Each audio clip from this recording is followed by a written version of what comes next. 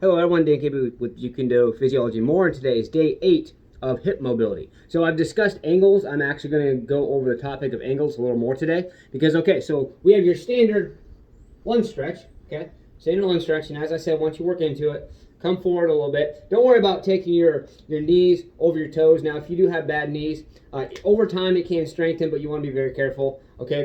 This whole concept, or I would say myth, about do not allow your toes to go over your knees when you're doing exercises. That's a load of shit, because here's the thing. First off, when you go upstairs, you walk upstairs, it's a normal thing. Your knees go over your toes, okay? You just got to be careful about it, and you have to gradually progress into it just like anything else, okay? So your standard lunge, like this here. How about if we do our standard lunge, except we take this leg, and I'm going to do it from the side, okay? So standard lunge here, okay? How about if we take this leg over here, and we move forward. Oh, yeah, you feel that sucker, don't you? Okay?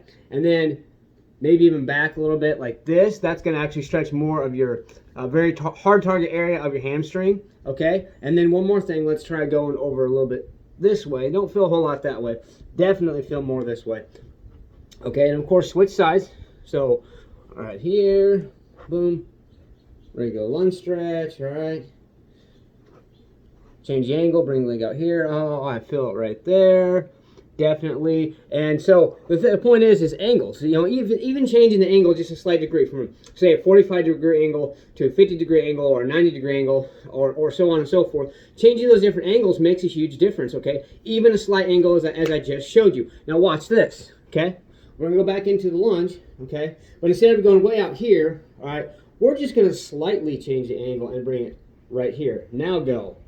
You can still feel one heck of a difference. I can feel more of a targeted region in my groin area rather than in my hip flexors. I still feel my hip flexors, but I feel more in my groin. So what that tells me is the wider I go out here, the more I'm going to feel in my opposing hip. And the closer I go, but yet still changing angles, is the more it's going to actually focus on my groin region. So there's a little topic on angles today. Another thing, too, is even the one stretch I showed you where you're laying down and you go like this, okay? So you say you have it, your foot, right here. You can see, okay?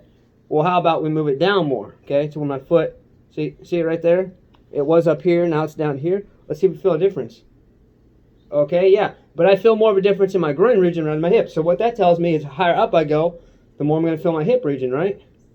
Not exactly. See? Every muscle group has different needs or whatever, okay? So now let's bring it down to the normal spot, and there we go. I feel more in my hip flexor. So if we come down farther, feel more in our groin. When we come up higher, we're not going to feel much at all, but when we come in the middle, we're going to feel more in our hip region. So there's another key component of changing angles. So let's stay motivated. Believe in yourself, believe you can do it, and believe that you deserve it. Let's get out there. Let's go.